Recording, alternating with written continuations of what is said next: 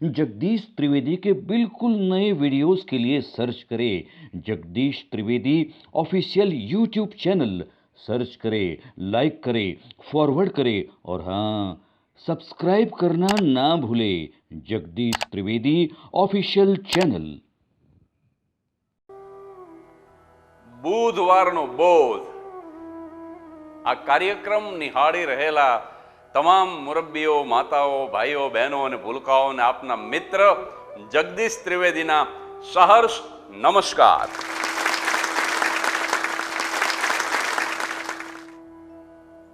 કચ્છના રણમાંથી 100 જેટલા ઊંટ લઈને માલધારીનો આખો એક કબીલો, આખો એક કસ્બો એક સ્થળેથી બીજા સ્થળે જઈ રહ્યો છે।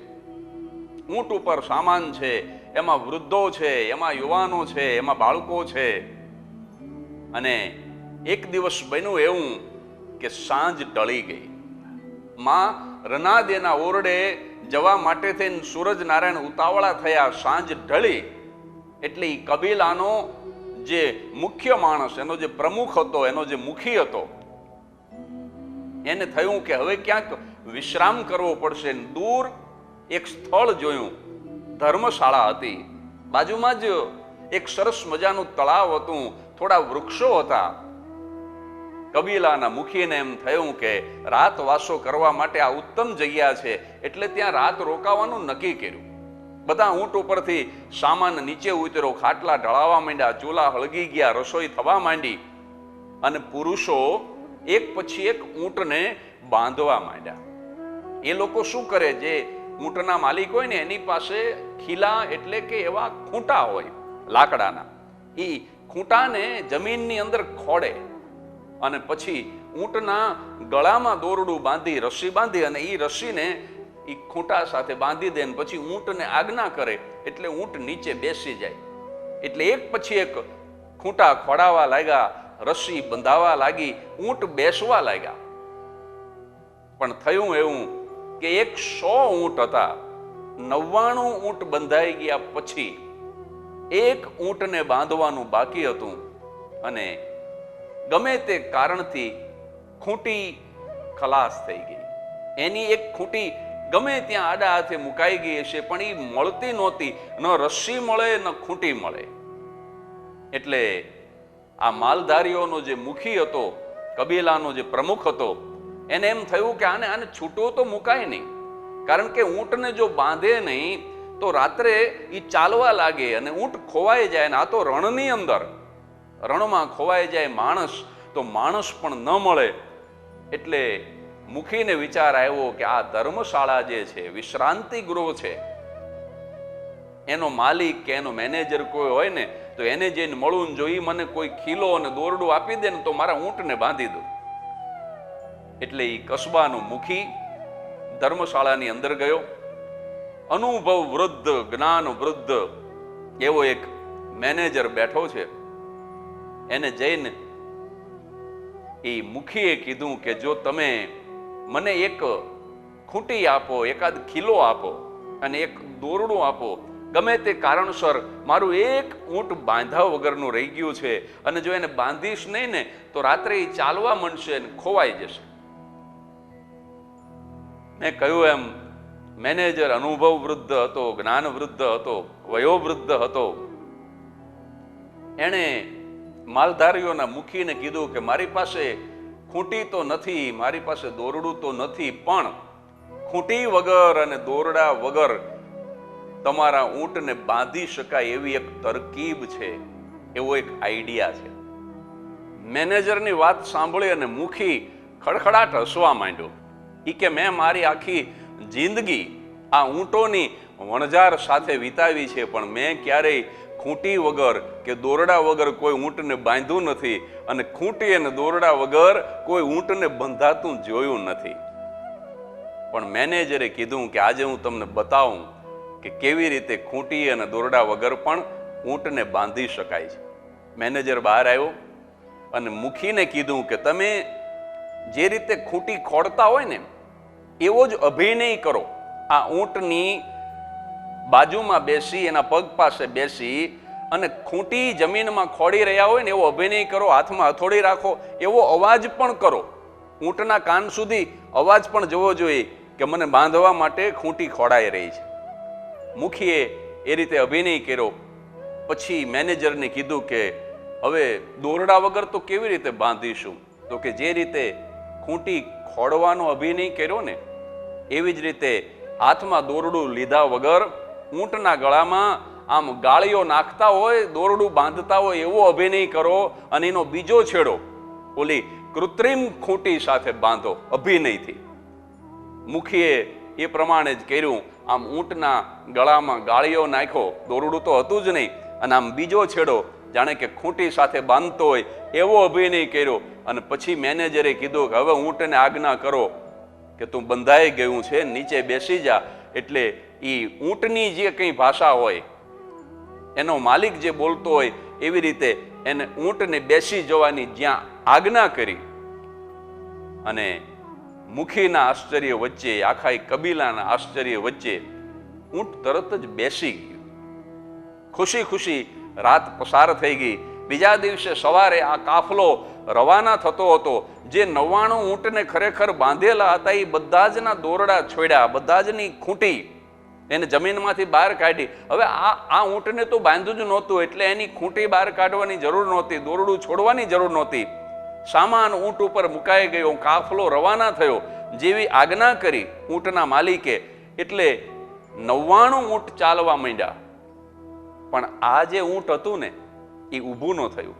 એને 1 વાર કીધું, 2 વાર કીધું, 3 વાર કીધું, છેવટે એને ડફણા માર્યા, પણ કોઈ વાતે ઊંટ ઊભું નથી થતું. એટલે મુખીને એમ થયું કે પેલો મેનેજર છે ને એ મેલી વિદ્યા જાણે છે. મને કાલે રાત્રે જ થતું હતું કે આ રીતે ઊંટ કોઈ દિવસ બેસે નહીં, એને કંઈક મંત્ર માર્યો છે. આ મંત્ર એટલે મંત્ર સાહેબ, મંત્ર બોલવા માટે હોય છે, મંત્ર ક્યારેય મારવા માટે નથી હોતો. મંત્ર કોઈને ઈજા કરવા માટે નથી હોતો, ને ઈજા કરી કોઈ દિવસ મંત્ર નથી હોતો. એટલે મુખીને એમ લાગ્યું કે એને કંઈક મેલી વિદ્યા કરી છે, એને મંત્ર માર્યો છે, એને કાળો જાદુ કર્યો છે, અને આ માણસ આપણું ઊંટ પડાવી લેશે. હવે આ ઊંટ ઊભું નહીં થાય. એટલે હાંફળો ફાંફળો મેનેજર પાસે ગયો અને કીધું કે અમે તો તમારા મહેમાન છીએ, અને આપણા દેશમાં તો મહેમાન જો હમારા હોતા હૈ वो जान से प्यारा होता है, ज्यादा की नहीं लालच हमको थोड़े में गुजारा होता है. આપણા શાસ્ત્રોમાં અતિથિ દેવો ભવ કીધું છે. આપણે ત્યાં ભારતમાં તો મહેમાનને ઈશ્વર ગણવામાં આવે છે, અને તમે ઈશ્વરને લૂંટી લીધો. મેનેજર કે તમે શું બોલો છો? તો કે તમે મારા ઊંટ ઉપર કંઈક મેલી વિદ્યા કરી છે, મારું ઊંટ ઊભું નથી થતું, એને ડફણા મારું તો હલતું નથી. અને ફરીથી મેનેજર ખડખડાટ હસવા માંડ્યો ને એને કીધું કે હું એને ઊભું કરી દઉં છું. મેનેજર બહાર આવ્યો, મુખીને કીધું કે ગઈ રાત્રે જે રીતે તમે ગળામાં ગાળીઓ નાખવાનો અભિનય કર્યો હતો ને એવી જ રીતે હવે એ ગાળીઓ છોડવાનો અભિનય કરો. ગઈ રાતે જે રીતે તમે ખૂંટી ખોડવાનો અભિનય કર્યો તો હાથમાં હથોડી લઈ અને એ ખૂંટીને જમીનમાંથી બહાર કાઢવાનો અભિનય કરો. મુખીએ એ પ્રમાણે કર્યું. ગળામાંથી કૃત્રિમ ગાળીઓ છોડ્યો, જે હતો જ નહીં એવો ખીલો એવી ખૂંટીને બહાર કાઢી, અને જેવું ઊંટને કીધું કે હવે ઊભો થઈ જા, અને એક જ ક્ષણમાં ઊંટ ઊભું થઈ ગયું અને બાકીના 99 ઊંટ સાથે ચાલવા માંડ્યું. મિત્રો, ઓશોના પ્રવચનમાંથી મેં આ વાત સાંભળેલી છે. તમને કદાચ એમ લાગશે કે આ ઊંટ કેવું મૂર્ખ પ્રાણી છે, અને આમ જુઓ તો ખરેખર ઊંટને કોઈ બુદ્ધિશાળી પ્રાણી ન કહે. મૂર્ખ પ્રાણીઓની યાદીમાં ઊંટને મૂકી શકાય, ગધેડાના સમુદાયની અંદર મૂકી શકાય એવું પ્રાણી. પણ આ ઊંટની મૂર્ખામી ઉપર જો મને તમને હસવું આવતું હોય, અને આપણે માણસ જો સૌથી વધુ બુદ્ધિશાળી પ્રાણી હોય, તો આખી વાર્તાને અંતે સાર તો એટલો જ છે કે જે કામ મૂર્ખામીનું ઊંટ કરે છે એવી જ મૂર્ખામીનું કામ આપણે મનુષ્ય પણ કરીએ છીએ. કારણ કે જે ખૂંટી જમીનમાં લાગેલી જ નથી એવી ખૂંટીની સાથે હું તમે બંધાયેલા હોઈએ છીએ. સાહેબ, ગળામાં દોરડું છે જ નહીં અને છતાં આપણે એમ માનીએ છીએ કે મને કોઈએ બાંધી દીધો છે, મને કોઈ આવીને છોડે એની આપણે પ્રતીક્ષા કરીએ છીએ. ખરેખર તો ઊભા થઈને ચાલતા થઈ જવાની જરૂર છે. ઉઠ જાગ મુસાફિર ભોર ભઈ. પણ આપણને આવીને કોઈ બંધનમાંથી મુક્ત કરે, કોઈ આવીને આપણો ગાળીઓ છોડે અને પછી આપણને આજ્ઞા કરે તો જ આપણે ઊભા થઈ શકીએ અને તો જ આપણે ચાલી શકીએ. એવા એક કૃત્રિમ બંધનથી આપણે પણ આ વાર્તાના ઊંટની માફક બંધાયેલા હોઈએ છીએ. અને આવી જ એક ઊંટની સરસ વાર્તા મને પૂજ્ય મોરારી બાપુ પાસેથી સાંભળવા મળી છે. પણ હું મારા શબ્દોથી અને મારી શૈલીથી હું તમારી સામે એ વાત મૂકું. એક ઊંટનો માલિક પોતાના ઊંટની સાથે, એક જ ઊંટ, અને એ માલિક પોતાના ઊંટની સાથે એક ગામથી બીજે ગામ જતો હોય છે. વટે માર્ગું પ્રવાસ કરતો હોય છે અને રસ્તામાં એક અજાણ્યા ગામમાંથી આ ઊંટ અને આ માલિક બંને પસાર થાય છે, ગામના પાદરમાંથી. પણ એને જોયું તો ગામના પાદરમાં 20-25 માણસો બેઠા છે, પણ એટલા બધા ઉદાસ છે. આમ ચહેરો જુઓ તો ખબર પડી જાય કે કોઈ મોટી ઉદાસી છે. આ લોકો કંઈક ચિંતામાં છે. આ વટે માર્ગુ તો અજાણ્યો હતો, છતાં એને ઊભા રહીને પૂછ્યું કે તમે બધાય કંઈક ચિંતામાં હોય એવું લાગે છે, તમને વાંધો ન હોય તો મને કારણ કહેશો? અને એમાં એ ટોળાનો જે આગેવાન હતો એ બોલ્યો કે ગઈકાલે રાત્રે અમારા ગામમાં એક વડીલ ગુજરી ગયા. તો કે મોટી ઉંમરનો માણસ ગુજરી જાય એમાં આટલી બધી ચિંતા? તો કે એ ગુજરી ગયા એનો વાંધો નથી, પણ એ વડીલ તો મર્યા પણ અમને મારતા ગયા. એટલે વટે માર્ગુને વધારે ઉત્સુકતા થઈ. એ કે મને માંડીને વાત કરો, આ ચિંતા શેની છે? અને ત્યારે એ ટોળાના જે મુખ્ય માણસ હતો, આગેવાન હતો, એણે કીધું કે ગઈકાલે અમારા ગામમાં એક વડીલ ગુજરી ગયા. એ વડીલની મિલકતમાં માત્ર 17 ઊંટ સિવાય કશું જ નહોતું. એની પાસે 17 ઊંટ હતા. તો કાલે રાત્રે જ્યારે એમણે મરવાનું હતું, એને ખબર પડી ગઈ હતી કે હું હવે મરી જવાનું છું, ત્યારે એમણે તાબડતોબ પંચ બોલાવ્યું. પંચ એટલે ગામનો સરપંચ હોય, મુખી હોય, ક્યારેક એમાં તલાટી હોય, ડોક્ટર હોય, કોઈ શિક્ષક હોય. 5 માણસ, ડાયા 5 માણસો આવે એને ગામડામાં પંચ કે. તો બાપાને એમ લાગ્યું કે આજે હું ગુજરી જઈશ, એટલે એને તાબડતોબ પંચને બોલાવ્યો અને પંચને કીધું કે હું બોલું એ લખી લ્યો. એટલે કોઈ કે કાગળ અને પેન કાઢી અને વડીલ પોતાના જીવનની અંતિમ સંધ્યાએ એવું બોલ્યા કે મારી પાસે જે 17 ઊંટ છે એના હું કહું એ રીતે તમે ભાગ પાડજો. મારા 17 ઊંટનો બરાબર અડધો ભાગ એ મારા નાના દીકરાને આપજો. મારા 17 ઊંટનો ત્રીજો ભાગ એ મારા વચેટ દીકરાને આપજો અને મારા 17 ઊંટનો 9મો ભાગ મારા સૌથી મોટા દીકરાને આપજો. અને આ રીતે વહેંચણી કર્યા પછી એક પણ ઊંટ વધવું ન જોઈએ, એક પણ ઊંટ ઘટવું ન જોઈએ. અને આ રીતે વહેંચણી થઈ જાય પછી જ મારા મૃતદેહને તમે અંતિમ સંસ્કાર આપજો. હવે એ તો આવું લખાવીને જતા રહ્યા અને ખરેખર ગુજરી ગયા. હવે આખા ગામને ચિંતા એ છે કે 17 ઊંટ એના અડધા કેમ કરવા, એનો ત્રીજો ભાગ કેમ કરવો, એનો 9મો ભાગ કેમ કરવો. બાપા તો ગુજરી ગયા, એમનું પાર્થિવ શરીર ઘરમાં પડ્યું છે, બહારગામથી હગાવાલા આવી ગયા, પણ આખું ગામ ગોટે ચડ્યું છે. પેલો જે વટે માર્ગુ હતો ને કે બસ આટલી જ વાત છે ને, હું ઉકેલ લાવી દઉં તમારા કોયડાનો.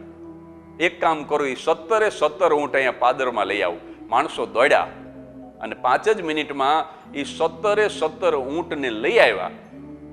પછી પેલા માણસે શું કર્યું, એની પાસે જે ઊંટ હતું એ એને 17 ઊંટની અંદર ભેળવી દીધું. અને પછી કીધું કે હવે કેટલા ઊંટ થયા? તો કે 18 થયા. તો કે 18ના અડધા કેટલા? તો કે 9. તો કે 9 ઊંટ નાના દીકરાને આપી દો. 18નો ત્રીજો ભાગ કેટલો? તો કે 6. તો કે 6 ઊંટ વચેટ દીકરાને આપી દો.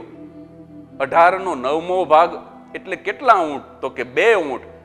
તો કે 2 ઊંટ મોટા દીકરાને આપી દો. હવે ગણો કેટલા થયા? તો કે 9, 9 ને 6 15, 15 ને 2 17. તો કે હવે શું વધ્યું? તો કે તમારું ઊંટ વધ્યું. તો કે બસ હવે તમે હા પાડો તો મારું ઊંટ લઈ અને મારું પ્રવાસ શરૂ કરું. લ્યો ત્યારે રામ રામ. સાહેબ, પોતાનું ઊંટ આપવું ન પડ્યું અને છતાંય એ 17 ઊંટનો સરસ ભાગ પડી ગયો. એટલે જ્યાં સુધી સમાજનો આગેવાન પોતાનો હિસ્સો, પોતાનો ભાગ જ્યાં સુધી ભેળવે નહીં ને, ત્યાં સુધી સંતોષકારક વહેંચણી શક્ય નથી. એ પોતાનો ભાગ આપે કે ના આપે, પણ એક વખત જ્યાં સુધી ભેળવે નહીં ત્યાં સુધી સમાજમાં સંતોષકારક વહેંચણી થતી નથી. અને ઊંટની જ 2 વાત કરી છે. ત્યારે અંતમાં અમારા વઢવાણના કવિ દલપતરામ, એમની અટક પણ ત્રિવેદી હતી.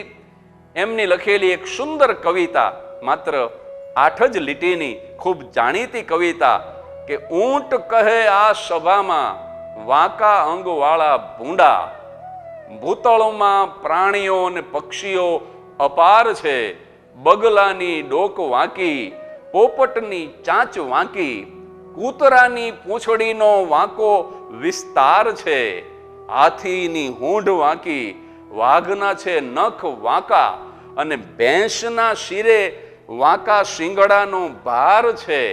સાંભળી શિયાળ બોલું દાખે દલપત રામ, અન્યનું તો એક વાંકું આપના 18 છે, અન્યનું તો એક વાંકું આપના 18 છે. ઊંટના તો 18 અંગ વાંકા છે. એટલે આવી જ કોઈ મજાની વાત લઈ આવતા બુધવારે ફરી હાજર થઈ જઈશ. ત્યાં સુધી પ્રસન્ન રહેજો, હસતા રહેજો.